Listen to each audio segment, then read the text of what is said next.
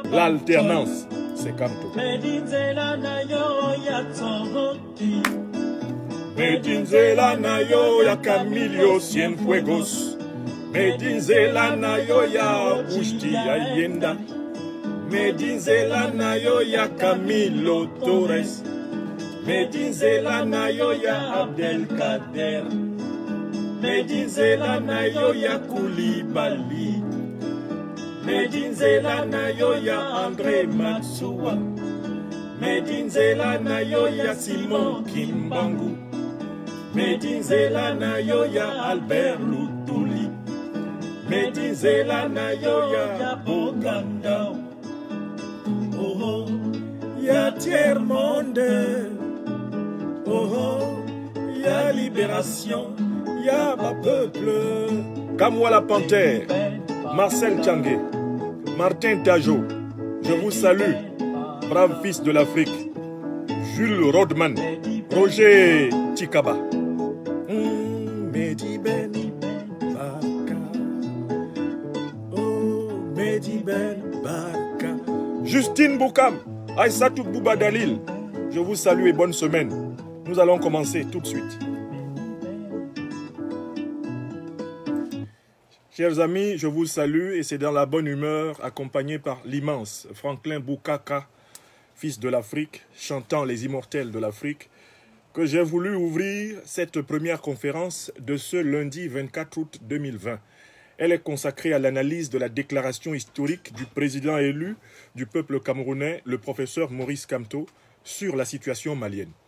Je démontrerai à l'occasion de cette conférence que cette déclaration est une méditation et une adresse indirecte du président élu Maurice Kamto au peuple camerounais. Le président élu Maurice Kamto, qui est un adepte de la communication en nuances, de la communication en profondeur, sait utiliser ce qu'on appelle les effets miroirs, les reflets et les analogies.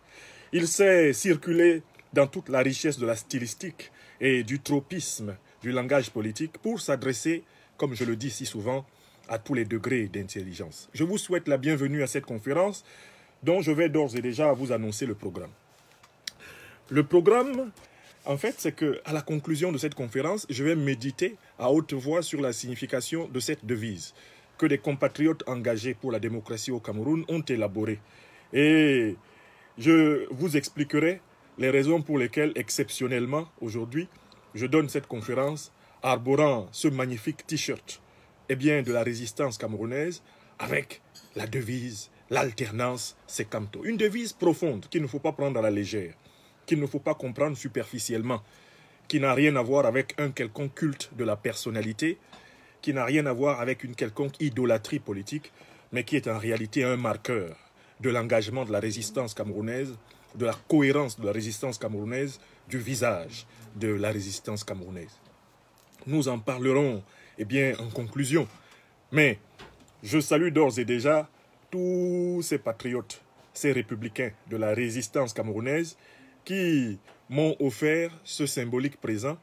Je salue Kamwa la Panthère, je salue Justine Boukam, je salue tous ceux qui, lors du séminaire public du mouvement de la Renaissance du Cameroun ce week-end, ont souhaité me voir arborer ce t-shirt, séance tenante, ce qui n'était pas possible, parce que j'ai encore beaucoup de pudeur, je ne m'habille jamais autrement que comme je me suis habillé en sortant de chez moi, quand je suis sorti de chez moi. Je leur ai promis à tous ces amis et patriotes de délivrer ce lundi une conférence, justement qui va porter sur l'une des dernières interventions publiques du président Kamto, et je leur ai promis qu'à cette occasion, j'arborerai ce t-shirt puissant. Oui, je salue Blandine Noanin qui est là.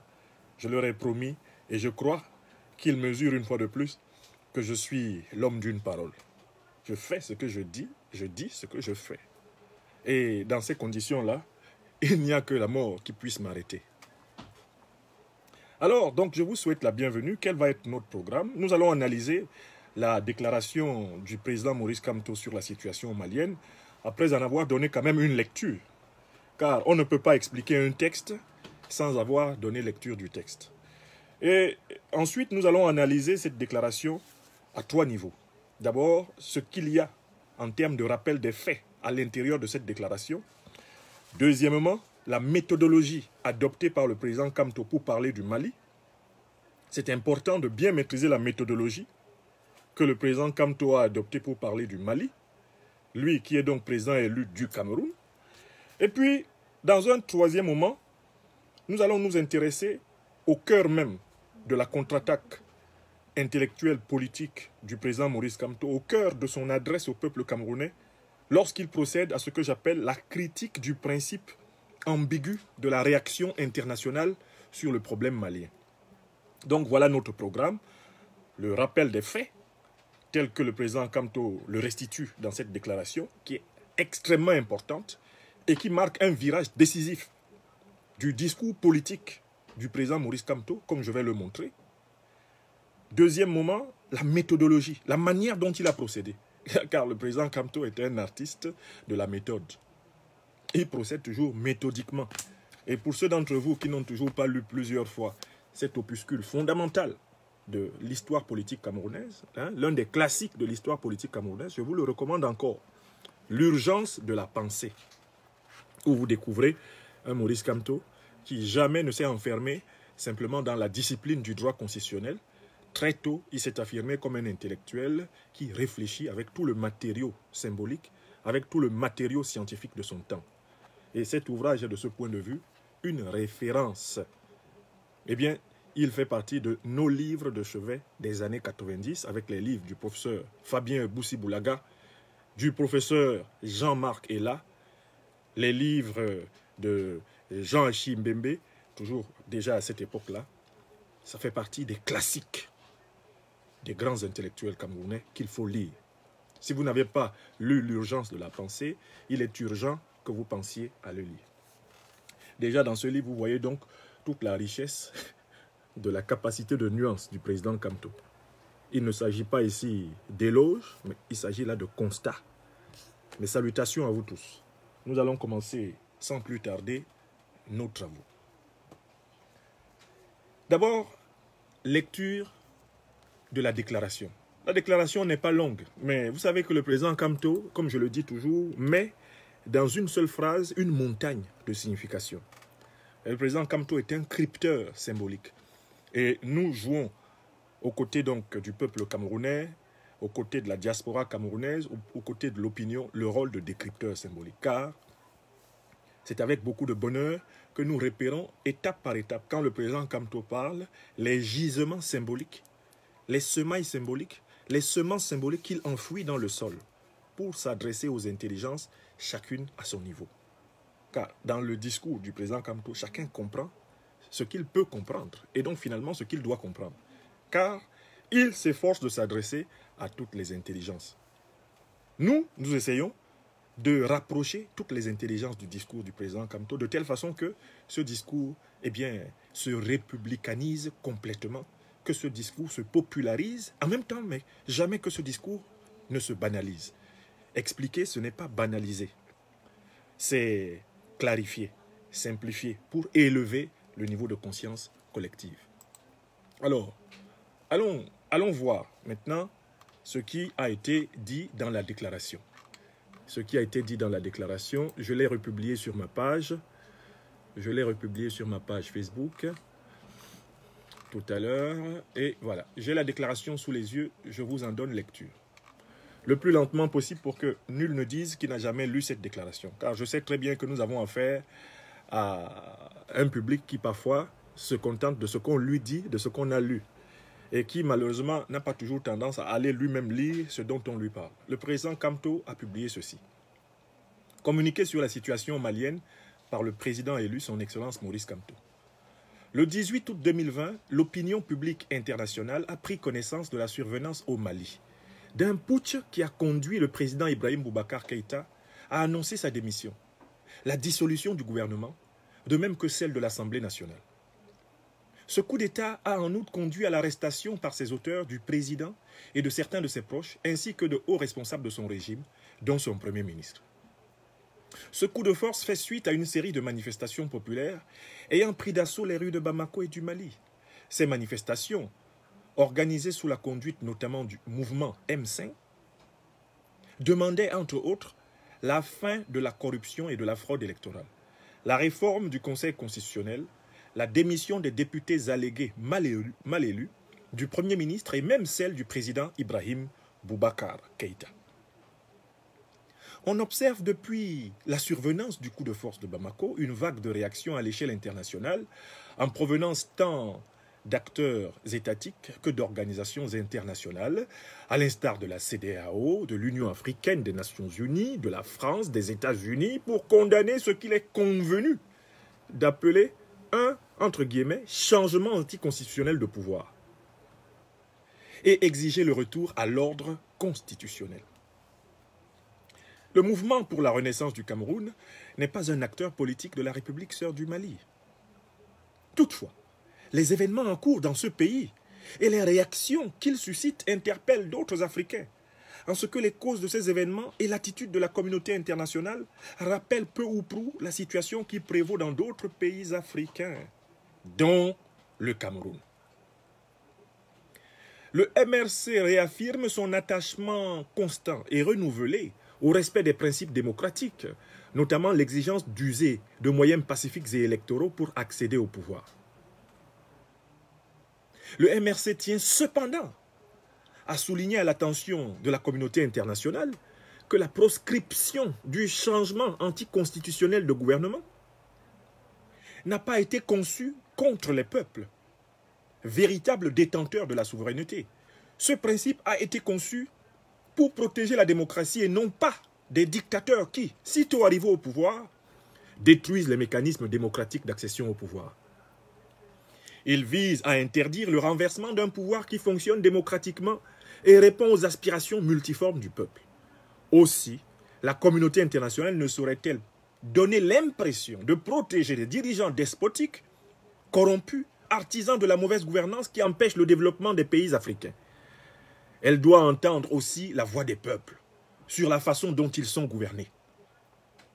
Force est de constater que les peuples sont souvent abandonnés à leur triste sort par cette communauté internationale, quand les gouvernants sous lesquels ils vivent se transforment en bourreaux du peuple. Et ils sont abandonnés à eux-mêmes lorsqu'ils dénoncent, y compris par des manifestations pacifiques géantes, les manipulations constitutionnelles par certains dirigeants pour s'éterniser au pouvoir contre la volonté de la majorité des populations. L'édiction de codes électoraux taillés sur mesure pour perpétuer leur régime à travers des élections entachées de fraude massive. La mise en place d'organes électoraux et de juridictions constitutionnelles, tout à la solde des dirigeants et des partis politiques au pouvoir.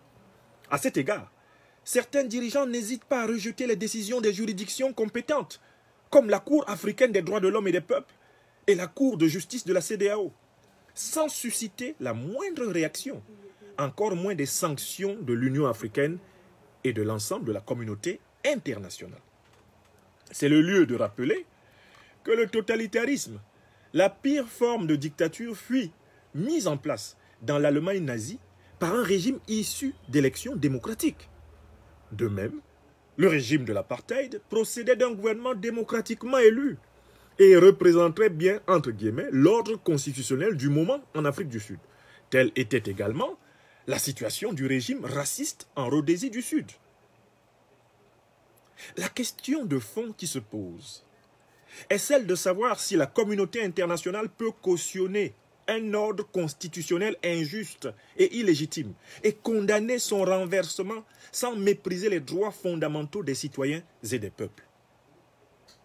Le droit de résistance à l'oppression est reconnu en droit international et divers peuples d'Europe en ont fait usage hier et aujourd'hui encore, avec la compréhension, voire le soutien de la communauté internationale.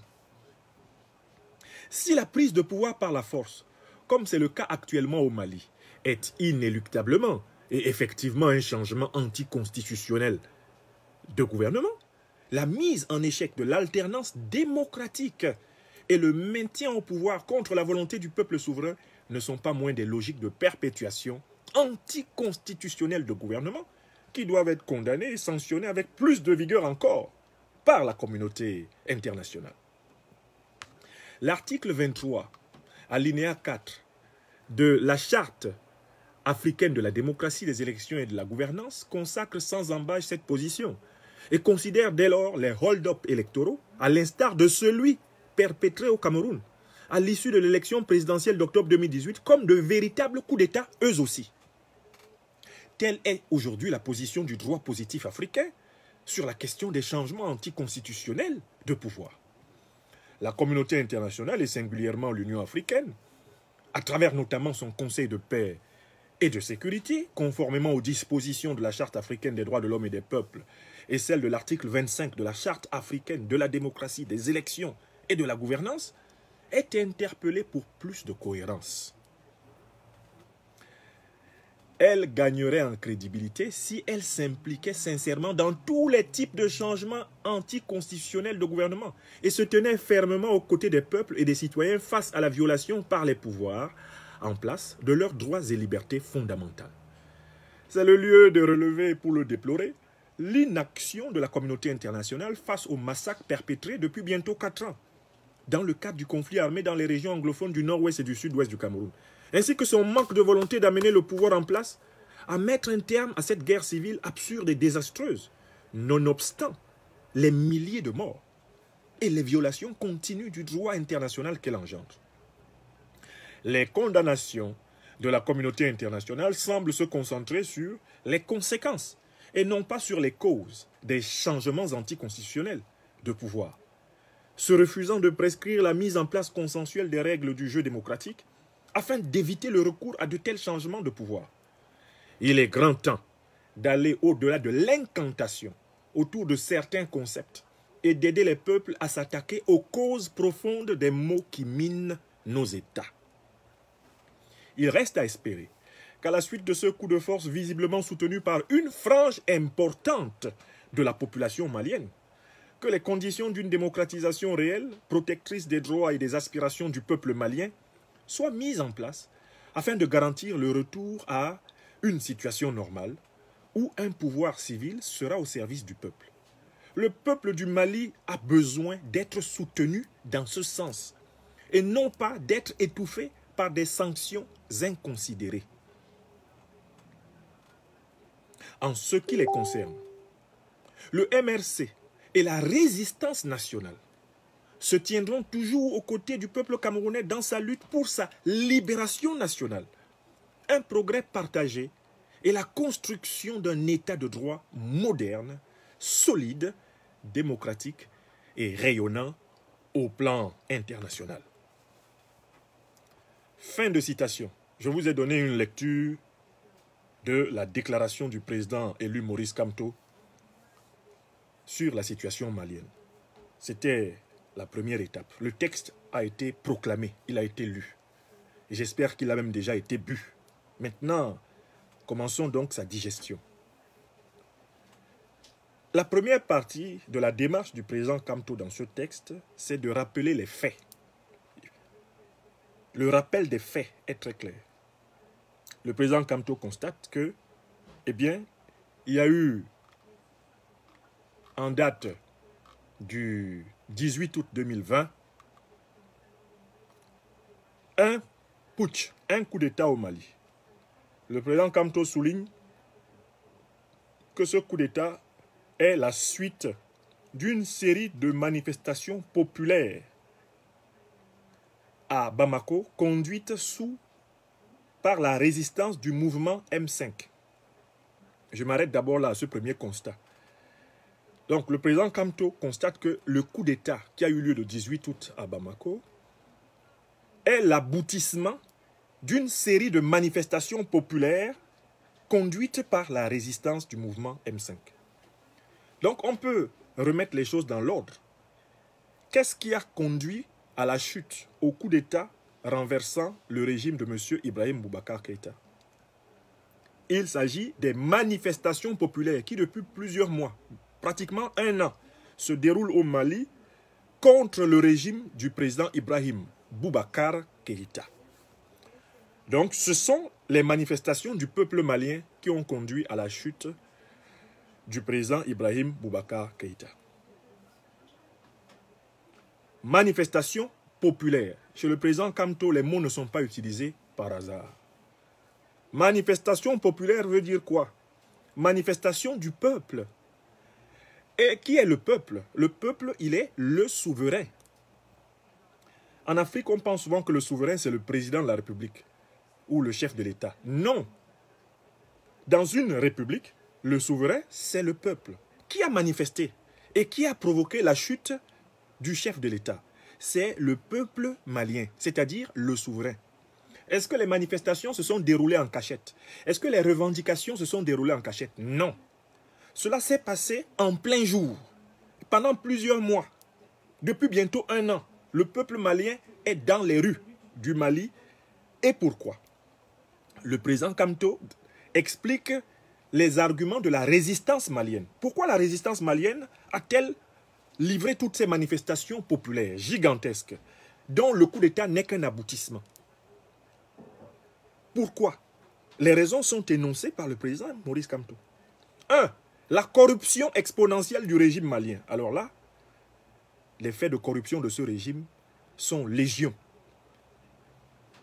L'un des points focaux de cette corruption du régime a été les images du député Karim Keïta, fils du président, en plein gaspillage de fonds publics maliens avec des midinettes directement sorties de films porno quelque part dans une belle île européenne. Quand on est député d'un pays pauvre, fils du président d'un pays pauvre, entre guillemets, parce que ce pays-là n'est pas encore capable de faire face aux besoins élémentaires de sa population, on ne s'affiche pas dans des lieux où la dépense se compte par cinquantaines de milliers d'euros par jour. Les images scandaleuses de M. Karim Keïta, jouissant de l'argent malien, alors que le peuple malien est assassiné, martyrisé, brutalisé, ensauvagé par la violence djihadiste, par la violence de la misère, par la pauvreté crasse, ces images sont venues boucler le régime d'Ibrahim Boubacar Keïta dans l'orbe des régimes corrompus d'Afrique. Deuxième cause, la fraude électorale. Le peuple malien manifestait et a manifesté jusqu'à la chute d'Ibrahim Boubacar Keïta parce que le régime d'Ibrahim Boubacar Keïta a organisé des élections truquées. De nombreuses contestations légitimes, notamment lors des législatives, ont remis en cause la légitimité du régime et notamment donc du Parlement malien sous Ibrahim Boubacar Keïta. Il y a une troisième cause. Le Conseil constitutionnel malien a été confisqué par Ibrahim Boubacar Keïta qui y a placé ses partisans. Donc des gens qui disent des décisions de justice injustes. Des gens partiaux, achetés et corrompus. Et donc, les Maliens demandaient la démission de tous les députés, notamment des députés parce qu'ils étaient mal élus. Les Maliens ont demandé, depuis plusieurs semaines, plusieurs mois, et bientôt 1 an, les Maliens ont demandé quoi? La démission du président de la République et la démission du Premier ministre pour incompétence, corruption et en raison d'une politique anti-nationale, une politique anti-malienne. Donc, en réalité, nous sommes toujours dans la première partie de cette conférence, j'analyse les faits. Et vous le voyez déjà, une cohorte d'individus convoyés par les dictatures sont en train de nous livrer des crânes de mort. Uniquement parce que nous analysons les faits. Les faits reproduits fidèlement par le président Maurice Kamto dans la première partie de sa déclaration. Il faut donc déjà retenir de la première partie des faits. Parce qu'il y a une deuxième partie. Il y a d'abord ce qui s'est passé au Mali. Ensuite, le président Kamto analyse les faits de la réaction internationale. Il faut donc constater que c'est parce que le régime d'Ibrahim Boubacar Keïta est corrompu, fraudeur. Ce régime a biaisé la justice. C'est parce que ce régime a, en réalité, biaisé les élections. Ce régime n'est pas légitime. Ce régime est un régime illégal et illégitime que les Maliens se sont mobilisés dans les rues du Mali et que l'armée malienne, qui fait partie du peuple malien, a compris qu'il était temps pour elle d'assumer son rôle d'armée du peuple malien.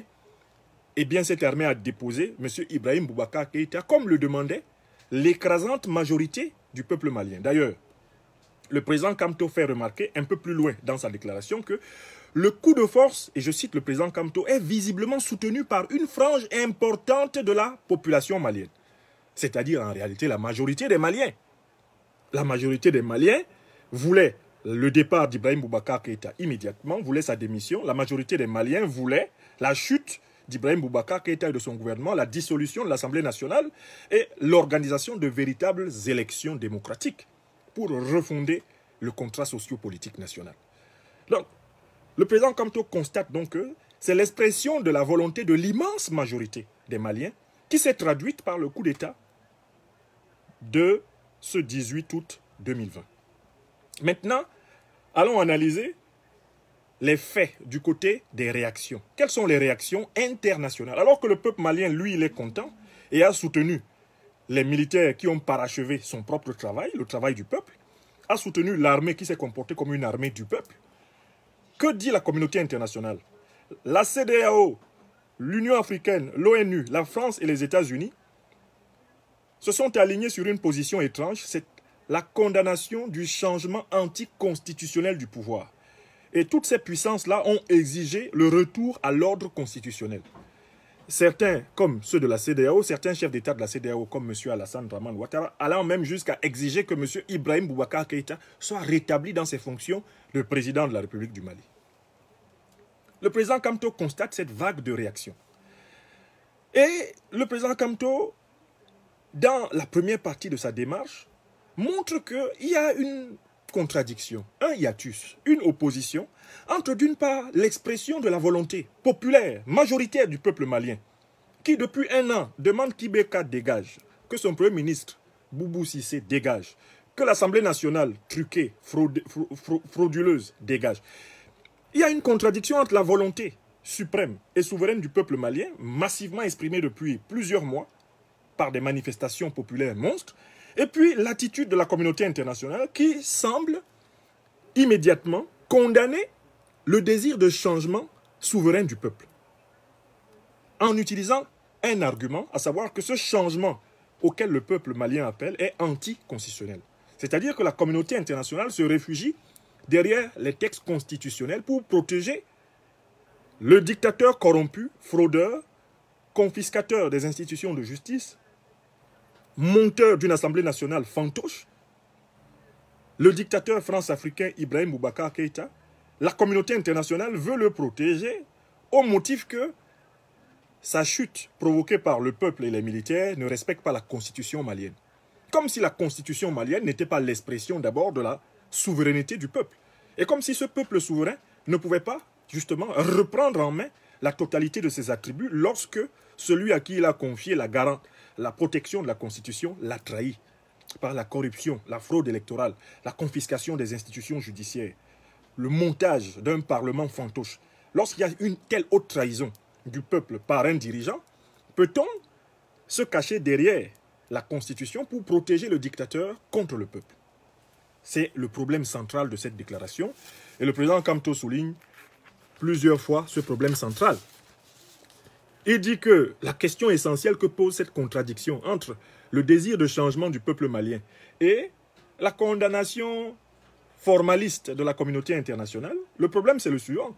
La communauté internationale peut-elle cautionner un ordre constitutionnel injuste et illégitime et condamner son renversement sans mépriser les droits fondamentaux des citoyens et des peuples? Je recommence la question fondamentale, soulignée par le président Maurice Kamto. La communauté internationale peut-elle donc cautionner un ordre constitutionnel injuste et illégitime et condamner son renversement sans mépriser les droits fondamentaux des citoyens et des peuples? Voilà le problème qui est traité dans cette déclaration. Autrement dit, on a les preuves qu'Ibrahim Boubacar Keïta et son régime sont des gens corrompus. On a des preuves qu'ils ont fraudé. On a des preuves qu'ils ont confondu les pouvoirs de l'État et qu'ils ont installé une dictature. On a les preuves que ces gens-là ont procédé à l'assassinat et à l'abandon de pans entiers du peuple malien au hasard. On a les preuves que ces gens ont fabriqué un parlement fantoche. On a toutes ces preuves-là. Le président Kamto pose la question. Quand Ibrahim Boubacar Keïta et son régime font cela, est-ce qu'on peut encore utiliser la Constitution pour les protéger? Puisque faire cela, c'est trahir la Constitution. Est-ce que la communauté internationale peut se réfugier derrière les phrases de la Constitution pour protéger un régime qui a déjà piétiné la totalité de la Constitution? Vous imaginez que la réponse que le président Maurice Kamto va donner à cette question sera négative. vous ne pouvez pas, d'une part, avoir un régime qui ne respecte aucune règle constitutionnelle, et ensuite condamner le renversement de ce régime en invoquant des règles constitutionnelles, car nul ne peut se prévaloir de sa propre turpitude. Et toute la démonstration du président Kamto est construite à partir de cet argument fondamental. Qui a trahi la Constitution? Est-ce le peuple malien ou est-ce d'abord la direction, le régime d'Ibrahim Boubacar Keïta? Réponse: le traître à la Constitution, celui qui a violé le contrat moral entre lui et le peuple malien, c'est le régime d'Ibeka. Par la corruption, par la fraude électorale, par les assassinats de citoyens, par l'abandon de franges entières du peuple à la violence djihadiste, par l'incompétence du régime, la Constitution a été trahie. Dès lors que le dirigeant trahit la Constitution, est-ce que le peuple est encore lié par les termes de cette Constitution pour se débarrasser du dirigeant? Non. Et le président Kamto va donc asseoir toute la démonstration de cette déclaration autour de cet axe. Mais, donc, ainsi nous pouvons conclure la première partie de cette conférence. Les faits sont clairs. Il y a une contradiction entre la volonté souveraine du peuple malien qui a déposé Ibrahim Boubacar Keïta et l'armée malienne n'est qu'une partie du peuple souverain du Mali. Et la volonté d'une certaine communauté internationale qui, quant à elle, veut utiliser la constitution trahie par Ibrahim Boubacar Keïta et son régime pour défendre la dictature d'Ibrahim Boubacar Keïta et son régime. Et c'est là qu'on se rend compte que la CEDEAO, l'Union africaine, l'ONU, la France, les États-Unis sont davantage connectés à des dirigeants africains qui ne respectent pas les intérêts des peuples africains qu'aux intérêts des peuples africains. Bref, en fait, tout ce qui les intéresse à la CEDEAO, à l'Union africaine, à l'ONU, en France, aux États-Unis, c'est d'avoir des dirigeants qui sont compatibles avec leurs intérêts, les intérêts de cette communauté internationale. Et ils semblent en réalité considérer comme de nul et de nul effet les intérêts des peuples africains eux-mêmes.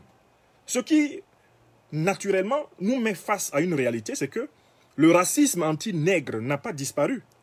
D'abord, il y a le racisme du nègre envers le nègre. Quand on voit comment les dirigeants de la CEDEAO ont traité le peuple malien, on voit très bien que c'est la nègrerie, c'est-à-dire le mépris de l'homme noir pour lui-même, qui s'exprime à travers les prises de position d'Alassane Dramane Ouattara et d'Alpha Condé contre le peuple malien, qu'il menace d'embargo un peuple qui est attaqué par des djihadistes, un peuple qui est attaqué par des terroristes, un peuple qui est déjà victime de la pauvreté et de la misère, un peuple qui est victime d'un gouvernement corrompu, d'un gouvernement illégitime. Alassane Dramane Ouattara et Alpha Condé veulent que ce peuple soit emprisonné dans son territoire. Comme le Mali n'a pas d'ouverture sur la mer, n'a pas de littoral, Alassane Dramane Ouattara veut utiliser cela pour asphyxier les Maliens, qui ont déjà du mal à manger un repas par jour pour l'écrasante partie de leur population. Ouattara est prêt à le faire. Pourquoi? Parce que Ouattara est un nègre anti-nègre. C'est un spécialiste de la nègrerie. Et Alpha Condé et consorts, ce sont ces nègres de service qui, simplement pour conforter l'ordre impérialiste international, sont prêts, depuis plusieurs siècles, à livrer les Africains. L'Union africaine confirme une fois de plus le fait que la crème de ces dirigeants sont des dirigeants anti-africains. Ils sont soumis à des intérêts autres que ceux des peuples africains. Des intérêts internationaux qui ne sont pas compatibles avec ceux des peuples. L'ONU, que De Gaulle a appelé en son temps ce grand machin, n'est rien d'autre que l'organisme à la merci de 5 grandes puissances qui détiennent le droit de veto sur toutes les décisions de la Terre. Les 5 grandes puissances victorieuses de la Deuxième Guerre mondiale. N'est-ce pas? La France, les États-Unis, la Russie, la Grande-Bretagne, la Chine. N'est-ce pas? Ce sont ces puissances-là qui décident de presque tout sur la Terre au niveau de l'ONU. Donc la puissance française et la puissance américaine semblent n'être intéressées que par le maintien à la tête des pays d'Afrique, et ici, notamment du Mali, de dirigeants qui leur sont compatibles. Peu importe le rapport que ces dirigeants ont avec les peuples. La première partie donc de l'analyse et de la déclaration du président Kamto montre cette contradiction entre le désir de liberté, de souveraineté du peuple malien, d'une part, et d'autre part, le désir de maintenir des valets, des roitelets, des vassaux, des individus inconsistants, incompétents, corrompus, anti-africains à la tête de l'Afrique. Maintenant, deuxième partie de notre analyse. Le président Kamto s'arrête. Après avoir fait cette restitution des faits, il s'arrête et il nous conduit sur le terrain de la méthodologie. Car il anticipe sur une objection qu'on peut lui faire. On peut lui dire, mais monsieur Maurice Kamto, vous êtes le président élu du Cameroun, Aujourd'hui, vous êtes de facto le leader de l'opposition camerounaise, puisque M. Biya et son régime n'ont pas accepté de vous céder pacifiquement le pouvoir, après avoir perdu le 7 octobre 2018. M. Kamto, de quel droit venez-vous parler de la crise malienne? Qu'avez-vous à dire au Mali? Est-ce que ça vous concerne? C'est un argument qui m'intéresse beaucoup. Cet argument qu'on entend souvent. Parce que moi, Franklin Nyamsiwa Cameroun, j'en suis victime tous les jours de ma vie. En tant qu'intellectuel politique, avec ma patrie native, le Cameroun, ma patrie adoptive de Côte d'Ivoire et de France, chaque fois que je m'exprime sur des sujets politiques, à peine ai-je publié un point de vue que je lis parmi les commentaires, et surtout des commentaires d'Africains profondément incultes, et donc par conséquent très dangereux. Qu'est-ce que je lis? Occupe-toi du Cameroun. Quand je parle de la Côte d'Ivoire, il y a des gens qui apparaissent là-bas en Côte d'Ivoire pour me demander de m'occuper du Cameroun. Si je parle du Cameroun, il y a des gens au Cameroun qui apparaissent pour dire qu'il faut parler de la Côte d'Ivoire ou bien de la France. Alors, ici en France, je n'ai pas ce genre d'objection. Parce que la population française a un degré de compréhension de la politique qui admet le principe que l'intellectuel est par définition celui qui se mêle de tous les sujets. Donc, j'ai tellement l'habitude de cette objection superficielle, haineuse, cette objection typiquement remarquable chez des êtres humains en Afrique noire qui ont une idée basse de l'homme noir. C'est-à-dire qui savent que et qui considèrent que l'homme noir ne mérite pas de traiter de tous les sujets. L'homme noir n'est pas un homme universel comme l'homme blanc ou comme l'homme jaune, selon beaucoup d'Africains. Donc un spécialiste blanc, européen, de la politique africaine peut parler de tous les pays africains. Vous ne trouverez presque jamais cette objection. Un peu comme pour les équipes nationales de football pendant très longtemps, il était plus facile pour les pays africains de recruter un entraîneur blanc que de prendre un entraîneur noir parmi les Africains valables, qualifiés, ayant les mêmes diplômes, voire des diplômes supérieurs à ceux de certains entraîneurs blancs. Donc, voyez-vous, cette question de quoi te mêles-tu? Monsieur Kamto, qu'est-ce que vous avez à dire dans cette affaire? Vous êtes un Camerounais, vous êtes un homme politique camerounais, un homme d'État camerounais. Qu'est-ce que vous venez faire dans le problème malien? Le président Kamto l'affronte ici avec une subtilité qui est typique de son esprit. L'esprit de la nuance. C'est l'esprit Kamto. Quelle est la subtilité qu'utilise le président Maurice Kamto? C'est une subtilité de type dialectique. C'est-à-dire que tout au long de son raisonnement, le président Kamto fonctionne par hypothèse et puis objection. C'est-à-dire qu'il fait une hypothèse et il montre les limites de l'hypothèse afin de dépasser l'hypothèse. Il progresse tout au long de sa déclaration par thèse, antithèse, synthèse. Il dit, supposons que A. Mais si nous supposons A, voici la preuve que A n'est pas vrai. Et si A n'est pas vrai, passons donc à C. Donc, supposons A. Mais si nous supposons A, il y a B qui prouve que A n'est pas vrai. Si B prouve que A n'est pas vrai, alors il faut penser C. Voilà la méthode de Maurice Kamto. La méthode dialectique. Toutes les parties de sa démonstration sont marquées par la méthode dialectique des philosophes. Et la méthode du débat contradictoire que l'on trouve en particulier dans les dissertations juridiques. Il faut maîtriser ces deux méthodes si on veut lire le président Maurice Kamto. Celui qui ne maîtrise pas la méthode de la démarche dialectique de la philosophie et la méthode du débat contradictoire du droit ne comprend rien à une déclaration du président Maurice Kamto. Parce qu'il peut se trouver dans une partie de la déclaration où le président Maurice Kamto traite du point de vue contraire au sien et croire que c'est le point de vue du président Maurice Kamto. Vous comprenez? C'est ce qu'on appelle le hors-sujet. Alors, le président Maurice Kamto commence toujours par le point de vue faux. Il commence par imaginer que ce point de vue faux est vrai. Il dit bon, je voudrais commencer par rappeler que le MRC respecte le principe de la non-ingérence. La non-ingérence dans les affaires d'un autre pays. Mais il dit le principe de la non-ingérence dans les affaires de la République sœur du Mali. Ça veut dire que déjà à l'intérieur même du constat que le MRC respecte le principe de non-ingérence, le président Kamto introduit déjà une contradiction, une objection. Bon, nous n'allons pas parler des problèmes de la République sœur du Mali. Comprenez bien le président Kamto. C'est là où on dit que l'école est bien. Le mot sœur, qu'est-ce que le mot République sœur vient chercher dans la phrase du président? Le président dit que nous allons quand même parler puisque ce sont nos frères. Le Mali, c'est l'Afrique. D'accord? les intérêts du Mali et les intérêts du Cameroun sont liés, ne serait-ce que par le fait que nous faisons partie du même continent et que nous avons une communauté historique.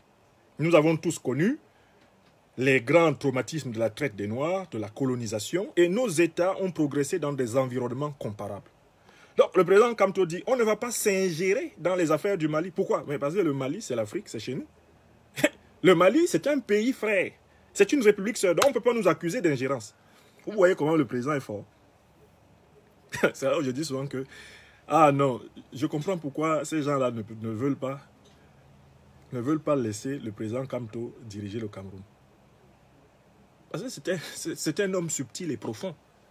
Certains vont lire cette phrase. Ah, le MRC rappelle sa non-ingérence dans les affaires de la République seule. Ils vont dire donc, le président Kamto dit que le MRC n'a pas le droit de parler du Mali. Ce n'est pas ce qu'il a dit. Hein. Le MRC respecte le principe de la non-ingérence dans les affaires de la République seule. Pourquoi? Parce que c'est déjà ses affaires indirectement, puisque le Mali est une République seule. C'est bon? Si vous avez déjà bien compris cette partie-là, vous êtes déjà entré dans la méthodologie du président. Nous parlons d'un problème africain. Le Mali est une république sœur. Et je vous rappelle que le Mali et le Cameroun, dans l'histoire de l'Afrique, font partie des rares pays où, pendant longtemps, et je crois que c'est encore valable, il n'y avait pas de visa.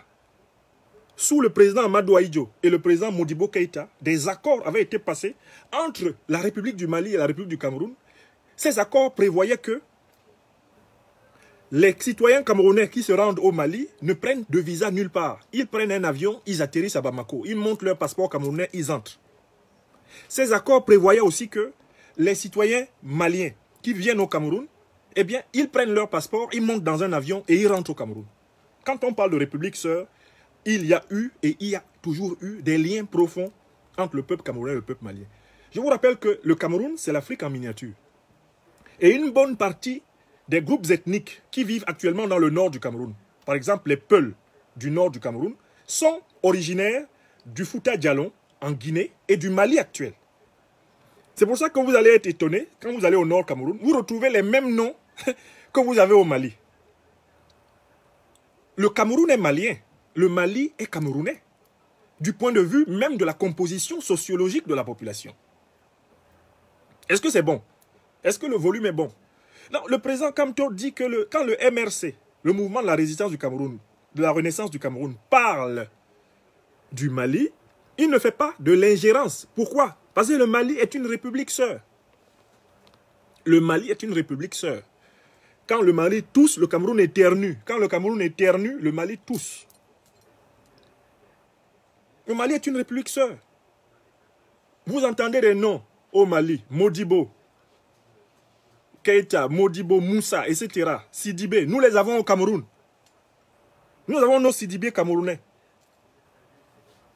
Vous cherchez des Babas, vous cherchez, ils sont au Cameroun et ils sont camerounais. Toutes les grandes ethnies de l'Afrique sont représentées au Cameroun. C'est pour ça qu'on dit du Cameroun que c'est l'Afrique en miniature. Donc quel est le sujet africain qui peut échapper à un intellectuel et qui plus est à un homme d'État camerounais? Non. Et il faudrait que cette attitude soit celle de tous les intellectuels africains, quel que soit leur pays. Le professeur Cheikh Anta Diop, paix à son âme, a mené un travail fondamental pour établir l'unité culturelle profonde de l'Afrique noire. Nous sommes dans un espace où, malgré la diversité, le foisonnement des sous-cultures, il y a une unité de destin, il y a une unité symbolique, il y a une structure profonde qui fait que tout ce qui est africain partout. Je recommence. La doctrine scientifique de l'unité culturelle de l'Afrique noire n'est pas une illusion, c'est un fait de science. Il s'ensuit que vous ne pouvez pas dire à un Africain du Cameroun qui parle de ce qui se passe au Mali, ou du Mali qui parle de ce qui se passe en Côte d'Ivoire, ou de Côte d'Ivoire qui parle de ce qui se passe au Burkina, vous ne pouvez pas lui dire qu'il fait de l'ingérence. Car en réalité, on ne peut pas s'ingérer dans ses propres affaires. Quand un pays est une république sœur, parler de ce qui se passe là-bas, est-ce de l'ingérence? Non, c'est parler de nos affaires. Très bien. Donc le président Kamto dit, à travers cette petite formule déjà, qu'il conteste le principe de non-ingérence appliqué à une république sœur. Mais il ajoute par la suite un argument supplémentaire, le président Kamto. Mais écoutez, la CEDEAO a parlé du Mali, non? Est-ce que tous les pays de la CEDEAO sont le Mali? Non. L'Union africaine a parlé du Mali, non? Est-ce que tous les pays de l'Union africaine, les 52 pays là, est-ce qu'ils sont tous le Mali? Non. L'Organisation des Nations Unies n'a pas parlé du Mali. Elle a parlé, non? Est-ce que l'Organisation des Nations Unies là, c'est le Mali? Non. La France, le ministère français des Affaires étrangères qui a pondu 2 communiqués fulgurants, le 18 août et le 19 août, sur le Mali. Est-ce que la France est le Mali? Non. Les États-Unis qui ont pondu une déclaration, toujours contre le changement anticonstitutionnel, contre le retour à l'ordre établi. Est-ce que les États-Unis sont le Mali? Non. Donc, qui peut interdire à un homme d'État camerounais, au président élu Maurice Kamto, de parler du Mali alors que la CEDEAO a parlé? L'Union africaine a parlé. L'ONU a parlé, la France a parlé, les États-Unis ont parlé. Eux, ils sont plus maliens que nous, les Camerounais? Non. Donc, le président Maurice Kamto affirme qu'il y a non seulement communauté de destin entre les peuples africains, mais il y a une analogie. Il y a une analogie entre les situations maliennes et camerounaises. Parce que les peuples africains connaissent structurellement la même histoire. Traumatisme de la traite, traumatisme colonial, traumatisme de la dictature. Voilà les 3 grands traumatismes qui tiennent l'Afrique depuis 5 siècles et qui font que les Africains sont dans une communauté de destin. Mais j'ajoute que la communauté de destin africaine est plus profonde puisqu'elle s'enracine dans l'unité culturelle du peuple africain, des peuples africains, théorisés, démontrés scientifiquement par les travaux de l'immense Cheikh Anta Diop et de tous ses héritiers, dont notamment le professeur Théophile Obenga. Donc, Africaines, Africains, calmez-vous. Nous, intellectuels africains, nous parlerons de tout ce qui concerne l'Afrique et même le monde.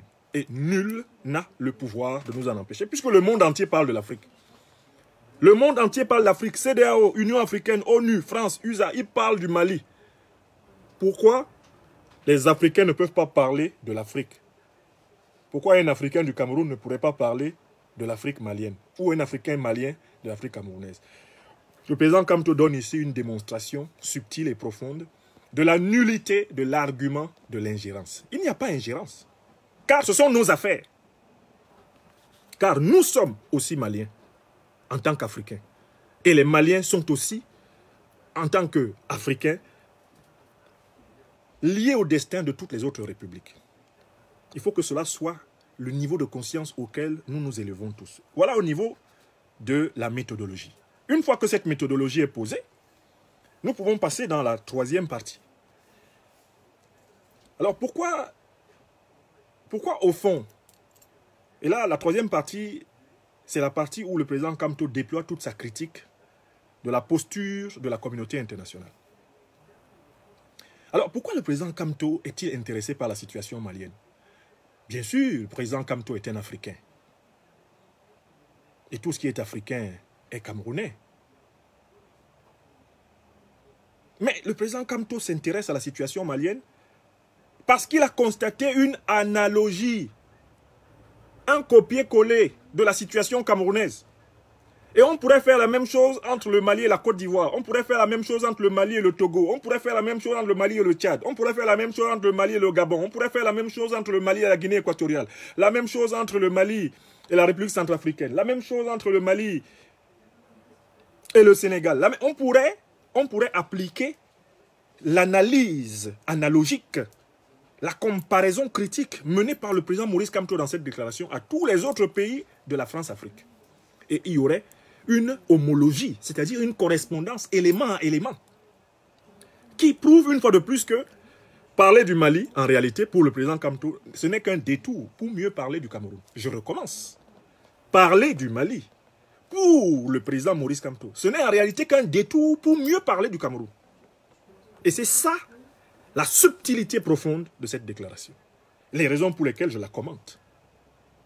Car certains auraient pu ne pas comprendre que c'est aux Camerounais, en réalité, que le président Kamto s'adresse. Et que la situation de la crise malienne, qui certes l'intéresse en tant qu'Africain, et qui éveille sa solidarité, est une situation qui le rappelle et qui le ramène à approfondir son explicitation de la crise camerounaise. Voilà la force du président Kamto. Et c'est cela la force de tout grand enseignant, c'est de ramener chacun à soi-même, à partir de l'expérience de l'autre. Je recommence. La force de tout grand enseignant, c'est de ramener chacun à lui-même, à partir de la mise en perspective de l'expérience de l'autre. À propos de l'autre, ramener à soi. Toujours ramener à l'introspection, qui est le fondement de la connaissance la plus profonde. Alors, le président Kamto s'intéresse à la question malienne parce que le Mali, c'est une photocopie du Cameroun. Cameroun, corruption. Le pays a été élu 5 fois pays le plus corrompu du monde. Cameroun, fraude électorale. Il n'y a jamais eu d'élection démocratique au Cameroun. Il n'y a jamais eu de résultat démocratique d'une élection au Cameroun depuis 1960. Cameroun, Conseil constitutionnel. Mais le Conseil constitutionnel, c'est le cabinet, c'est le WC de M. Biya. C'est là-bas que M. Biya fait ses besoins, au Conseil constitutionnel du Cameroun. Cameroun, Assemblée nationale, fantoche. Mais bien sûr, le Parlement camerounais, Sénat et Assemblée nationale, est une assemblée croupion d'individus corrompus, de ventrolâtres, de ventrocrates, de ventripotents, d'antinationaux, individus sans consistance, aplaventristes, soumis à la dictée et au diktat du régime néocolonial. Donc vous voyez, les causes qui ont amené le peuple malien à se révolter contre le régime d'Ibrahim Boubacar Keïta sont entièrement rassemblées au Cameroun. Et elles sont même exponentiellement rassemblées au Cameroun. On peut même dire qu'au Cameroun, c'est encore plus grave que ce qui s'est passé au Mali. Car M. Ibrahim Boubacar Keïta a rapidement tiré les conséquences. Quand il a été houspillé par son peuple, quand il a été mis en demeure par son peuple, M. Ibrahim Boubacar Keïta, selon tous les derniers renseignements qui nous parviennent, dit à ses pairs ouest-africains de constater sa démission, d'accepter sa démission, de se soumettre à sa démission. Et il reconnaît qu'il n'a pas été capable de vaincre la corruption de son régime, d'empêcher la fraude électorale, d'empêcher la corruption du Conseil constitutionnel. Il a été incapable de résoudre le conflit électoral, il a été incapable de sécuriser le Mali. Ibrahim Boubacar Keïta, dans son état de chute, a retrouvé toute la pleine conscience et la lucidité de la situation. Alors qu'au Cameroun, nous avons un régime qui ne reconnaît rien. Un régime corrompu, mais qui ne veut pas se démettre. Un régime fraudeur, mais qui ne veut même pas changer la loi électorale. Un régime qui a confisqué les institutions judiciaires du pays, mais qui ne veut même pas simplement qu'il y ait une réforme de ces institutions. Un régime qui a organisé un parlement complètement à ses ordres, mais qui ne veut pas la remise à plat des conditions d'accès à la représentation nationale. Donc, le président Kamto voit dans le Mali une photocopie miniaturisée de la tragédie camerounaise. Le Mali n'est rien d'autre qu'une petite photocopie de ce qui, au Cameroun, est en portrait grandeur nature. L'imposture totale. Le président Kamto voit aussi que, alors qu'au Cameroun, il y a déjà presque 12 000 à 13 000 morts au Cameroun anglophone. Des gens qui ont été massacrés. Exactement comme au Mali. Les terroristes djihadistes tuent tous les jours. La communauté internationale, CEDEAO, Union africaine, ONU, France, USA, ne réagit pas lorsque les peuples subissent la corruption des gouvernants. Ne réagit pas au Cameroun lorsque le peuple subit la fraude électorale. Ne réagit pas au Cameroun lorsque le Conseil constitutionnel est confisqué par le régime Biya. Ne réagit pas au Cameroun lorsque le Parlement est entièrement tripatouillé par le régime Biya. C'est-à-dire que ce qui se passe au Cameroun, c'est ce qui se passe au Mali en pire. Voilà pourquoi le président Maurice Kamto se saisit du sujet et dit « We have to say something about Mali. Because what is happening in Mali is exactly, and in a worst case, what is happening in Cameroun. » Et le Mali, c'est le Cameroun en miniature. Et le Cameroun, c'est la crise malienne en portrait grandeur nature. Donc maintenant, il faut donc s'intéresser, troisième et dernière partie de cette conférence, après avoir compris la méthodologie du président Maurice Kamto, il faut donc s'intéresser maintenant au contenu de sa critique. Quel est l'argument que nous avance la communauté internationale au Mali? L'argument de la communauté internationale, c'est la proscription du changement anticonstitutionnel. C'est-à-dire que la communauté internationale dit globalement la Constitution interdit de renverser un président élu. Le président Kamto commence par dire, soit, ok, acceptons cela. Mais est-ce que vous savez pourquoi ce principe a été mis en place? Pourquoi est-ce que, dans le droit de la CEDEAO, de l'Union africaine, de l'ONU, de la France ou même des États-Unis, pourquoi est-ce qu'il est interdit de renverser un président par un coup d'État? Mais parce que, en réalité, on veut protéger l'expression de la souveraineté du peuple. C'est parce que le président est l'expression de la souveraineté du peuple, c'est parce que le président lui-même aura d'abord été régulièrement élu, que le président exerce le pouvoir sans corruption, sans fraude électorale, sans confisquer le Conseil constitutionnel, sans organiser un parlement fantoche, sans abandonner la population à la misère. C'est parce que le président respecte lui-même la Constitution qu'on a demandé de ne pas renverser un président. Mais le principe de l'interdiction du changement anticonstitutionnel n'a pas pour but de protéger des despotes, des présidents corrompus, incompétents, criminels. Il ne s'agit pas de les protéger. Quand on dit qu'il ne faut pas renverser un président démocratiquement élu, c'est bien à condition que ce président soit démocratiquement élu et exerce démocratiquement le pouvoir. Mais lorsqu'un président n'est même pas démocratiquement élu et n'exerce pas démocratiquement le pouvoir, est-ce qu'on peut condamner son renversement? Non, car l'interdiction du renversement concerne des présidents qui respectent la Constitution. Elle concerne des présidents qui respectent le peuple, des présidents qui respectent leurs engagements. Voilà ceux qui sont concernés par l'interdiction de les renverser. Les autres peuvent être renversés. En France, la monarchie a été renversée. Pourquoi? Parce que la monarchie ne respectait pas le peuple français. Le peuple français a tranché la tête de Louis XVI, ici, en France. Et il en est fier. Il a un panthéon dans lequel se trouvent ceux qui ont tranché la tête de l'ancien roi de France. Napoléon a tenté d'instaurer l'empire. Il s'est proclamé empereur. Le peuple français a résisté contre lui. L'a chassé du pouvoir. L'a livré aux Anglais en exil. Pour imposer la République. La République française est née de nombreuses insurrections, révoltes populaires. Voilà ce que le peuple français a fait pour créer la République. Et lorsque le régime nazi a voulu instaurer en France, à travers Pétain, la même discrimination,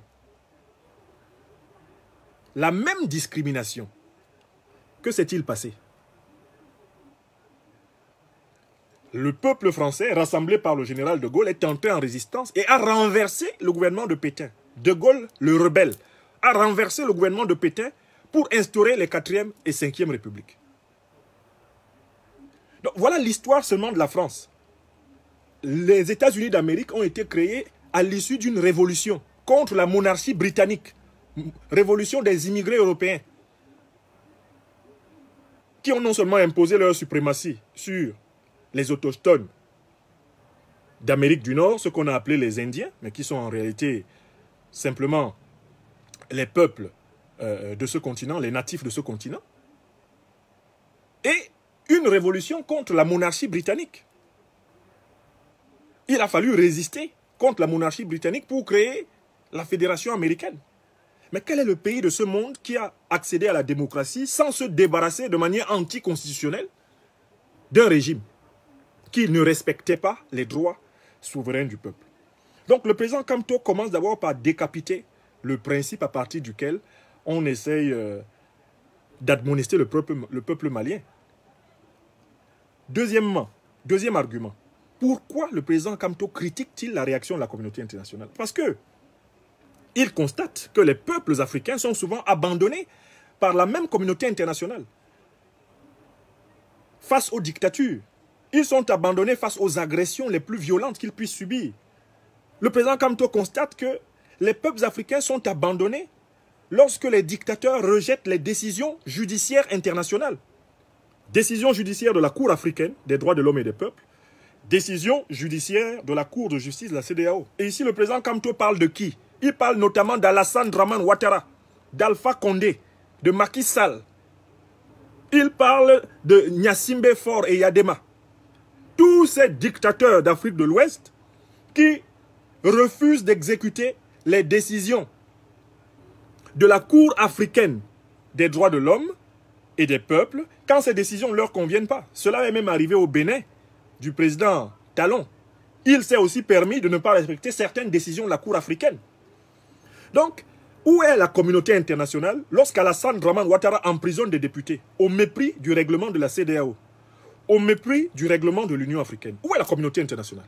Voilà ce que demande le président Kamto. Vous êtes où? Quand Alassane Draman Ouattara piétine l'exigence de limitation de mandat au nombre de 2 qui est inscrite dans la charte de la CEDEAO. La charte de la CEDEAO interdit ce que Alassane Draman Ouattara est en train de faire. Elle interdit ce que Alpha Condé est en train de faire. Donc en Côte d'Ivoire et en Guinée. Des dictateurs qui sont en train de vouloir forcer l'obtention d'un 3e mandat. Où est la CEDEAO pour les condamner? Où est la CEDEAO pour condamner Alpha Condé quand il tue des Guinéens par dizaines dans les rues de Guinée depuis plusieurs mois? Où est la CEDEAO pour condamner Ouattara qui vient de tuer 20 Ivoiriens au Bamo dans des manifestations pacifiques contre la violation de la Constitution? Où est la CEDEAO? Où est l'Union africaine? Où est l'ONU? Où est la France? Où sont les États-Unis d'Amérique? Demande le président Maurice Kamto. Quand les dictateurs ouest-africains piétinent les décisions souveraines des institutions internationales auxquelles leurs pays se sont engagés par des lois constitutionnelles. Où sont-ils? Ils ne sont pas là. Pourquoi? Parce que ces dictateurs bradent les matières premières des sous-sols africains pour cette puissance. Et qu'en retour, cette puissance les protège. Je recommence. Pourquoi la CEDEAO, l'Union africaine, l'ONU, la France, les États-Unis ne sont pas aussi fermes lorsqu'il y a des violations contre les peuples? Parce que ces organisations internationales sont contrôlées par des individus qui sont en relation avec la finance, l'industrie capitalistique internationale et qui soutiennent des dictateurs qui bradent les richesses de l'Afrique au détriment des peuples africains. C'est tout. C'est pour exploiter l'Afrique qu'ils soutiennent des dictateurs. Donc le président Kamto souligne cela. Et ici, c'est une belle pierre jetée dans le camp du satrape Alassane Draman Ouattara à Abidjan. Une belle pierre jetée dans le camp du satrape Faure Eyadema à Lomé. Une belle pierre jetée dans le camp du satrape Alpha Condé. Une belle pierre jetée dans le camp du satrape Macky Sall. Une belle pierre jetée dans le camp finalement de tous les dictateurs d'Afrique centrale. Du Tchad, du Cameroun, de la Guinée équatoriale, du Congo, du Gabon, tous ces individus qui ne respectent jamais les décisions internationales quand elles ne sont pas en faveur de leur régime.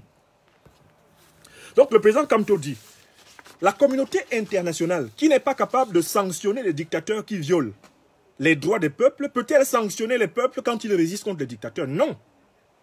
Car en réalité, vous ne pouvez pas, d'un côté, dire que les dictateurs ont le droit de violenter les peuples, protéger la violence des dictateurs, et vous étonner de la résistance des peuples.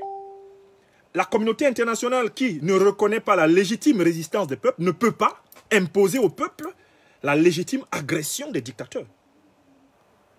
Et le président Kamto de donner un exemple, en montrant les limites de la défense du principe de l'interdiction du changement anticonstitutionnel. Il dit voilà, le régime totalitaire allemand, il est né de quoi? Il est né d'une démocratie.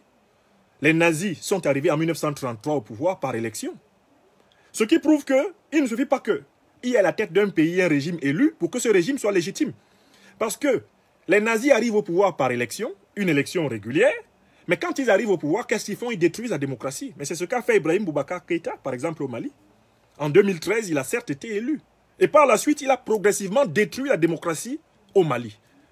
Donc quelqu'un qui arrive certes au pouvoir peut-être par élection et qui ne respecte pas la Constitution pendant l'exercice de son pouvoir, quelle légitimité a-t-il encore? Et quand on le renverse, qui peut remettre en cause le droit des gens de le renverser? Personne. L'exemple de l'Allemagne vient ici pour éclairer les Français et les Américains qui se sont battus pour dégager l'Allemagne nazie. Bon, deuxième exemple, l'apartheid en Afrique du Sud. Mais c'était aussi une démocratie. Entre les blancs racistes d'Afrique du Sud, il y avait un système démocratique transparent. Mais le one man, one vote, c'était que pour les blancs. Donc il suffisait de dire donc à Nelson Mandela et à l'ANC, il suffisait de dire à l'armée de libération de l'ANC, Umkhonto we Sizwe, ne vous battez pas parce qu'il y a une constitution qui dit que les blancs doivent être éternellement les patrons et les seuls dirigeants du pays. Ne vous battez pas. Il y a une constitution. Le président Maurice Kamto dit qu'il fallait donc dire cela. Vous pensez que c'est ce qu'il fallait faire? L'ANC a-t-elle eu oui ou non raison de se battre contre le régime de l'apartheid en Afrique du Sud. Mais ce régime était constitutionnel. Les Botha, etc., ils étaient élus. Le président Kamto cite un troisième exemple, parce qu'il y a des gens qui sont là et qui n'ont pas de culture historique. L'exemple de la Rhodésie du Sud, qu'on appelle aujourd'hui le Zimbabwe. Avec Ian Smith, c'était le même régime de ségrégation. Ils avaient une constitution très jolie à lire, jolie, très claire, mais les Noirs étaient exclus. Expropriés, esclaves dans leur propre pays. Fallait-il donc, par respect du principe constitutionnel, se soumettre tranquillement à la constitution de la Rhodésie raciste d'Ian Smith? Se soumettre à la constitution du régime d'apartheid de Botha? Fallait-il se soumettre à la constitution du régime nazi d'Adolf Hitler? Mais c'est la question à laquelle on doit pouvoir répondre face aux peuples africains. Est-ce que les peuples africains doivent se soumettre à la dictature d'Alassane Dramane Ouattara? Doivent-ils se soumettre à la dictature d'Alpha Condé? Doivent-ils se soumettre à la dictature de Faure Yadema? Doivent-ils se soumettre à la dictature de Biya? À la dictature de Sassou? À la dictature de Bongo? À la dictature de Déby? That is the question.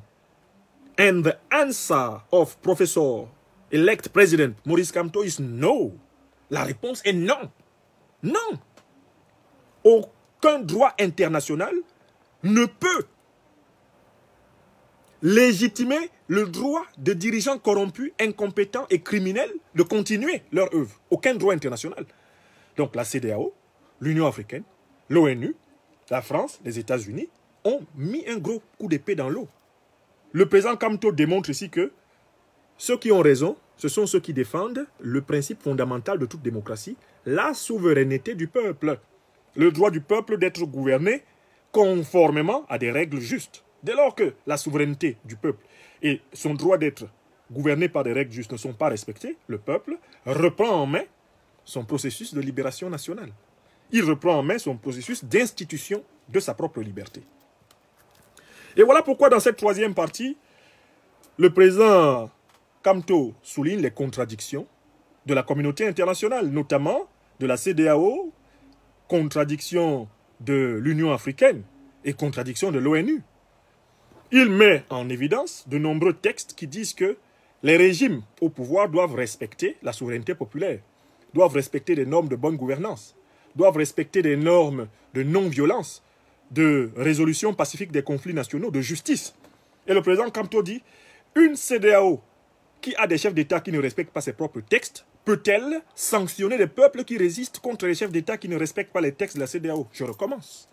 Une CEDEAO, une communauté internationale, qui compte en son sein des chefs d'État qui ne respectent pas ses propres textes, peut-elle sanctionner les peuples qui résistent contre des chefs d'État qui ne respectent pas les textes même de la dite communauté internationale? Non. Au contraire, une telle communauté internationale a besoin de faire un effort pour aller vers ce que le président Kamto appelle la cohérence. La cohérence, cela veut dire quoi?